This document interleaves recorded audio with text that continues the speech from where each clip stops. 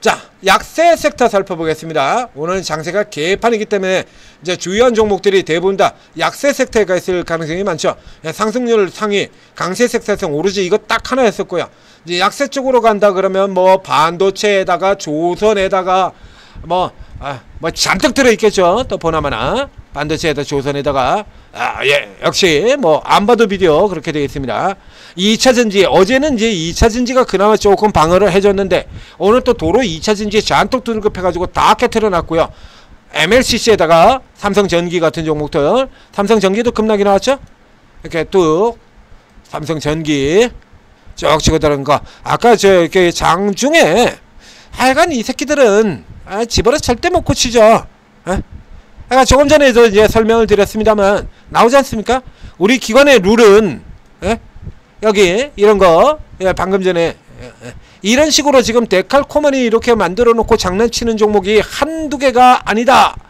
이렇게 얘기 드린 것처럼 얘들은 이래요. 원래 기관의 룰 다시 되새겨 보습니다. 우리 기관의 룰 지금 시장 조정 나오기 그 전에 먼저 때렸어요. 삼성전기 지금 4일째 조정입니다. 시장이 4일째 조정은 아니잖아요. 삼성전기는 4일째 조정이죠. 빡센 롱숏 들어간 거예요. 이거 제보를 개 못주는 빡센 롱숏. 우리 기관의 룰 넘버 원 첫 번째, 모멘텀에 목숨 건다. 모멘텀만 들어온다 그러면 그것이 개잡주가 됐건 뭐가 됐건 알 바 없고 일단 무조건 질르고 KCC 같은 거 그냥 질러버리고, 모멘텀 걸렸다 그러면 패드기 개패드기 쳐버리고요. 그 다음에 두 번째는 빡센 롱숏이죠. 네이버하고 카카오하고 롱숏, 방금 보여드리는 파마 리서치, LNC바이오 롱숏, 펄 NC소프트하고 시프트업 롱숏이고요. 그리고 그 전에 여러분들도 잘 아시는 하나비전하고 한미반도체 완전히 정반대로 롱숏, 하나 사고 하나 빼고 하나 사고 하나 빼고 하나 사고 하나 빼고 여러 가지 않습니까? 여기도 지금 나오잖아요.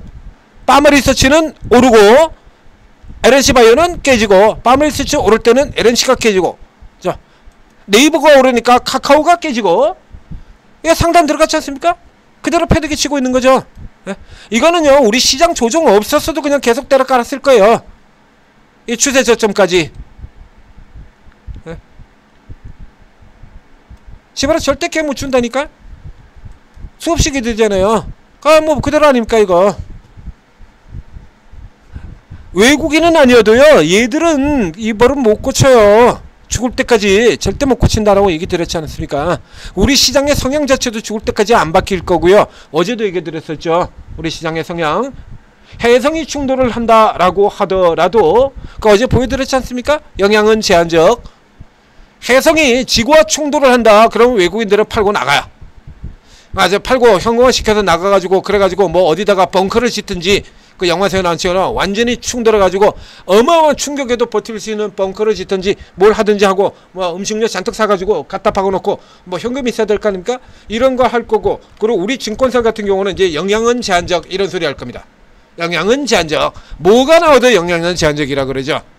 그래서 우리가 증권사들 같은 경우라 그러면 영향은 제한적, 이런 거 롯데카드 이런 거 영향은 제한적, 다 제한적이래잖아요. 현대차 신용도 영향 제한적, 미국 비자 수수료 100배가 올랐어도 한국 기업 영향은 제한적, 달러 반등 원화는 제한적, 다 제한적이라고 그러잖아요. 뭐든지 영향 제한적이래. 그러니까 보나마나 해성이 충돌한다 그래도 우리 증권사 레포트에서는 증시 영향은 제한적 있다 이 소리 하고 있을 거고, 그리고 개인 투자자들은 어떻게 해요? 오늘도 딱 나오죠. 오늘도 종목 움직이는 거 보면 나오잖아요. 개인 투자자들은 해성 충돌 수혜주 찾고 있을 거라 이겁니다. 해성 충돌 수혜 급등주 이거 찾고 있을 거고, 외국인들은 팔아버리고 기관은 영향 제한적 타령하고 앉아 있을 거고, 이거 바뀌지 않죠. 제가 지금 드리고 있는 이 얘기를 언제부터 했냐라고 하면 20년 전부터 하고 있는 얘기입니다. 20년 전에도 그랬었고요, 10년 전에도 그랬고요, 5년 전에도 그랬고요, 그리고 작년에도 그랬고, 작년 재작년에도 얘기했습니다. 지금 바뀌었습니까? 기관이 저직하거리 하고 있는 거 20년 전에도 그랬고, 10년 전에도 그랬고, 5년 전에 그랬고, 재작년에도 그랬고, 작년에도 그랬고, 올해도 그래요. 바뀌어요? 안 바뀌어요 이거.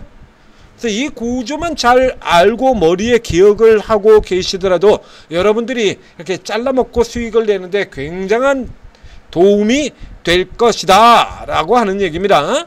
자, 그래서 이제 앞서 이제 지수의 흐름부터, 그래서 오늘 아까 낮에 외국인 수급 단계 설명드렸고요. 지수 어떻게 파악을 하는지, 그 흐름들이 어떻게 진행되고 어떤 식으로 변화하는지 설명을 드렸습니다. 그래서 요 라인들 같은 경우도 지금 이렇게 잡아서 표시해 놨죠. 아래 들어오자마자 꼬리 달고 축소시켜 놨고요. 월요일날 반등으로 전개될 수도 있죠. 자, 그러면 현재 상태에서 본다라고 하면,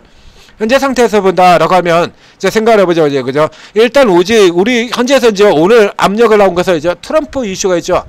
트럼프 이슈. 이쪽 같은 경우가 지금 상당한 뭐 의약품 관세 때문에 우리는 주가가 내려갔다라고 볼 수는 없고요. 이제 이게 지금 가장 큰 이슈를 잡고 있는 건데, 이거. 한국 차 관세 이중고, 그래서 관세 이중고 그리고 한미 동맹이 깨질 흔들 우려, 이렇게 연결이 되고 있는 거죠. 그럼 현재 이제 가장 마지막으로 가장 많이 올랐다가 반대로 모멘텀 기대 갔다가 그 모멘텀이 훼손되는 국면으로 들어가고 있는 조선 같은 경우가 지금 타격이 가장 강한 셈이 되는 거고요.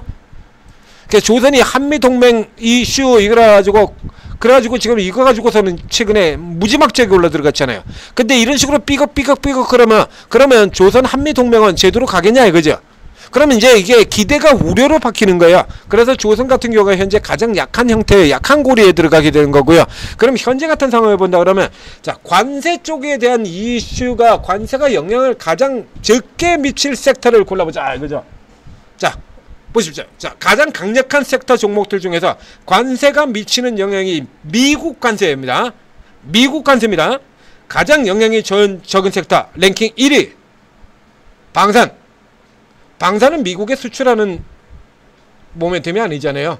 방산이 미국 수출합니까? 중간에 한국 항공우주 같은 경우가 로키드 마틴하고 합작해가지고 컨소시엄 만들어가지고 미국의 뭐 기존 훈련기 사업 다닐 것이다 이래가지고 주가 올라 들어가긴 했지만, 우리 방산이 미국에 수출하는 모멘텀이 아니잖아요. 우리 방산은 중동하고 동유럽이에요. 미국 관세하고 관련이 없어요. 방산 1순위고요. 그 다음에 랭킹 2순위 같은 경우에는 전력설비죠. 전력설비입니다. 전력설비 중에 효성중공업 같은 종목이 저렇게 400%나 저렇게 주가가, 현대일렉트릭을 제껴버리고 효성중공업이 가장 강력하게 저렇게 주가가 올라간 이유는 뭐라고요? 미국 아니고요. 유럽입니다. 미국은 현대일렉이고요. 효성중공업이 유럽이에요. 그래서 효성중공업이 유럽을 싹쓸이를 하면서 뒤에 현대일렉은 유럽은 뒤에 따라 들어가는 회사야. 뒤에 치고 들어가는 회사입니다. 그래서 전력설비 같은 경우 저기도 마찬가지, 유럽 쪽까지 이제 다 모자라니까요. 미국만 모자라니까 유럽은 뭐 데이터 센터 안 지을 거야? 미국에서 빌렸어요? 유럽도 데이터 센터 지어야 될 거 아니에요. 전력설비 같은 경우 우리가 왕이에요. 그렇기 때문에 전력설비 같은 경우는 관세가 나온다 그러면 관세를 그대로 가격에다 전가시켜버리면 돼. 그 앞에서 이렇게 예전에 라면주 농심 같은 경우 설명을 드렸지 않습니까? 농심 같은 경우에 밀가루 가격 올라간다면 밀가루 가격 올라갔다고 그대로 가격에 전가시켜서 라면 가격 인상시켜버리지 않습니까? 그런다고 라면 안 먹어? 안 먹을 거야? 최근에도 설명드렸죠. 자, 그래서 밀가루 가격 이런 것들이 이제 계속해서 돈이 유동성이 계속 돌아 들어가게 되면 그럼 원자재 가격이 올라가는 거 당연한 거죠. 그렇죠? 거기다가 뭐 관세 이질할까지 하게 된다 그러면 또 당연히 다 올라 들어가게 됩니다. 그래가지고 또 밀가루 가격하고 이런 것들이 다 올라 들어가가지고, 그래서 다시 라면 가격을 뭐 그러면 라면 5개들이 한 봉에 3,500원 하고 그걸 10% 올려가지고 3,800원 올렸다. 라면 끊으실 거예요? 건강 위해서 라면을 끊는다고 하더라도 이게 라면 가격이 5% 10% 올랐다고 라면 끊는 사람은 없죠. 없어요. 무슨 라면 가격이 10%나 올랐네. 이야, 미쳐버리겠다. 나 라면 안 먹을 거야. 말도 안 되는 소리죠. 똑같습니다. 가격 전가력입니다. 이게 가격 전가력. 그래서 그래서 이 워렌 버핏 같은 경우가 이 부분을 굉장히 중요시 하잖아요. 해자가 높은 격. 그렇죠? 그래서 경쟁놈들이 그 코카콜라 같은 거 예전에 펩시콜라가 아무리 했어도 코카콜라 근접도 못했지 않습니까? 지금은 이제 세상이 바뀌었습니다만. 그래서 농심 같은, 예전에 농심 같은 기업 같은 경우라 그러면 이 워렌 버핏이 굉장히 좋아했을 기업이죠. 돈 꾸준히 잘 벌고 뭐 외부적인 변동에 그렇게 크게 흔들리는 경우 없고, 원재료 가격 같은 거 올라버리면 가격 그대로 전가시켜가지고 넘겨버리고, 그렇게 전가시킨다고 하더라도 매출이 크게 떨어질 일도 없고, 농심 같은 종목에 워렌 버핏 같은 사람들이 굉장히 좋아했을 유형의 종목이 들어가게 되는 거야. 이 전력 설비가 그렇습니다. 이거 그래서 예외 품목이 될 수도 있고요. 예외 품목이 안 된다고 하더라도요. 거기서 왕창 올리게 되면 그러면 우리가 마이너스 받고 수출하냐? 미쳤어? 지금 변압기 없어가지고 난리인데? 변압기가 없어가지고 지금 몇 년치 일감 쌓아두고 있는데?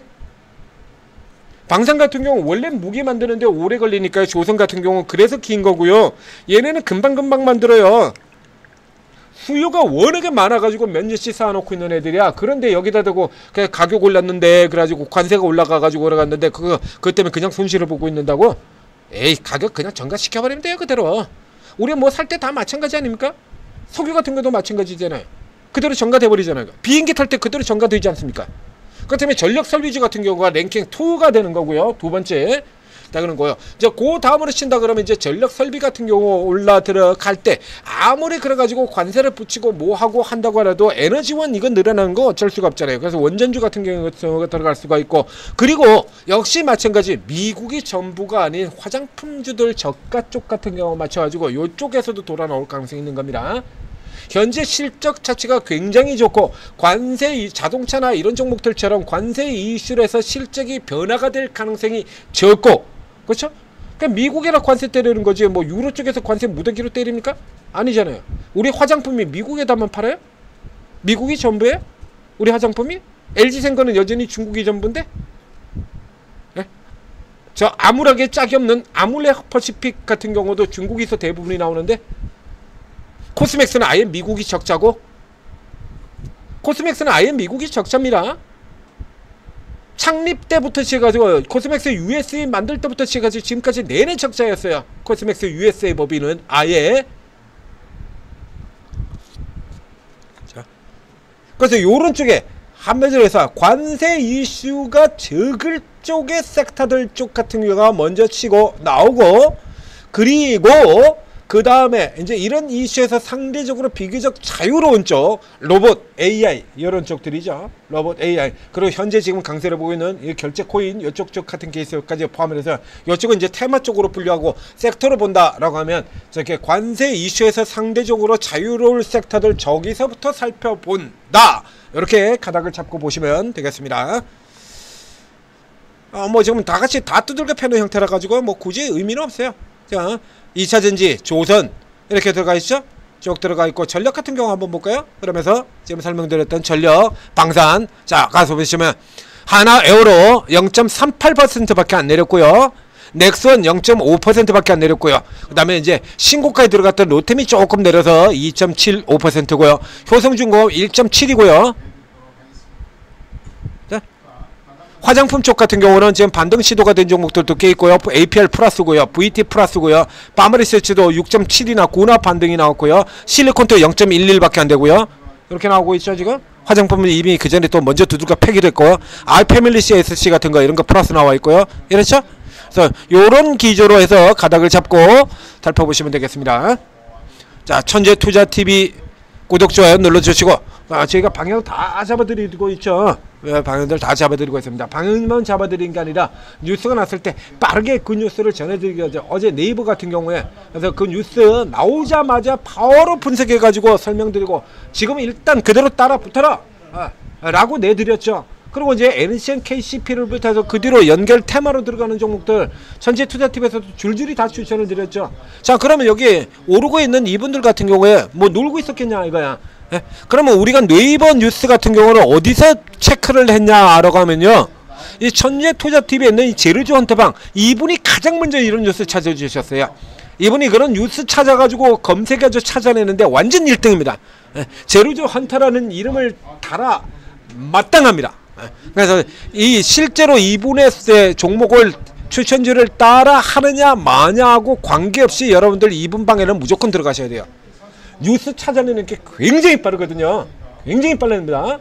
그래서 네이버 같은 경우에도 어저께 이분이 가장 먼저 올려서 뉴스를 올려주고, 그리고 그 뉴스를 보고 저희가 네이버 올라가는 거 분석을 해가지고 그 전에 천재 리더만 아체 그보다 훨씬 전에 네이버들 먼저 움직이는 거 보고 먼저 나갔었죠.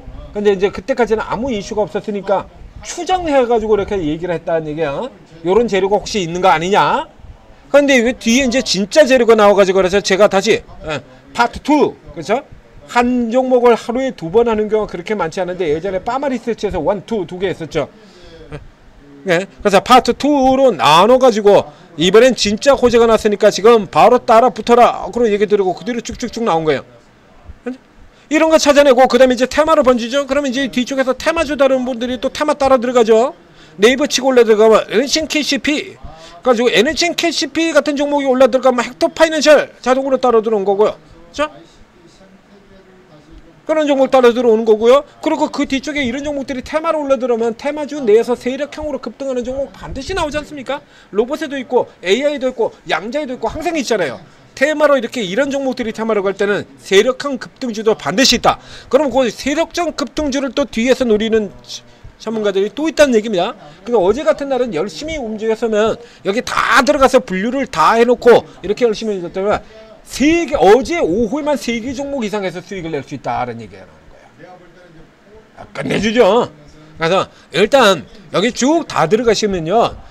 추천주가 너무 많아서 고민이지 추천주가 없어서 고민할 일은 절대로 없어요. 그러니까 추천주하고 추천주 거지하지 마시고 그래서 우선 이 전문가들이 어떤 식으로 매매를 하는지 매매 접근 방식 그리고 주특기 분야가 어느 쪽에 주특기가 있는지 이런 것부터 쭉 파악을 하셔야 돼요. 이런 것 쪽에서 뭐 주식 하루 하고 끝날 거 아니잖아요. 추석 전까지만 주식하고 끝날 겁니까? 추석 연휴 전까지 주식해서 반짝 버린 다음에 연휴 기간 때문에 해외여행 가가지고 돈 다 쓰고 그리고 주식 접을 거예요? 그런 거 아니죠. 그런 거 한다면 시간을 조금 두시고 이렇게 쭉 살펴보셔야 돼요.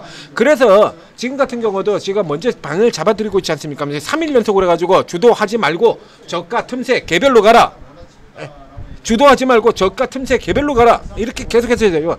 3일 연속으로 얘기 들어오고 있지 않습니까? 그러면 이쪽에서 위해서 이제 개별 쪽에 재료 나오지 재료방을 포함해가지고 이제 테마 다루는 분, 개별 세력표 다루는 분, 요런 거 많이 다루신 분으로 들어가야 그래야 저런 종목들을 잡아서 수익을 낼 수 있다는 얘기입니다. 이게 현명한 오르고의 활용인 거예요. 자, 오르고 잘 활용하시고 그리고 시장 방향은 제가 다 알려드리니까 천재투자TV에서 제시 드리고 있는 시장 방향 놓치지 말고 잘 들으시고요. 월요일에도 아침에 종목 추천, 종목 분석과 함께 시장 방향에 대한 얘기 나갈 겁니다. 빠뜨리지 말고 들으세요. 자, 오르고 활용해서 성공 투자하시기 바랍니다. 그럼 좋은 주말 보내십시오.